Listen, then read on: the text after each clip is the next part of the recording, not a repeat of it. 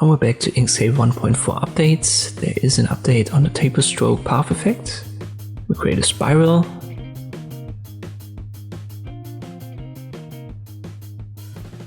And now I go to path effects. The spiral is selected, and via the drop down I add taper stroke. You can also type in stroke and it should be part of the remaining selection here. Then we make the stroke width a little bit thicker, like 10. And now if you activate the nodes tool, you will find 4 options: start, endpoint, and there are these diamond icons. So the rectangles are for start and end. The diamonds, they are for thinning the stroke at the end and start point. So you can see that when I move that around, it's going to get thinned out. And via start and end direction, you now have the option to clamp it.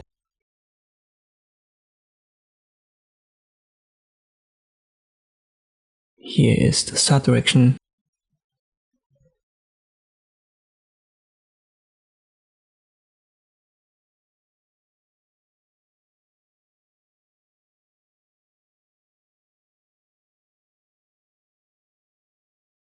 And this not only works on spirals, this works on all paths obviously. So let me create a path using the pen tool.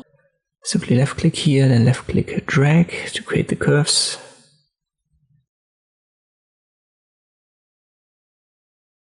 It's selected. I add the taper stroke effect. Let me make that a bit thicker.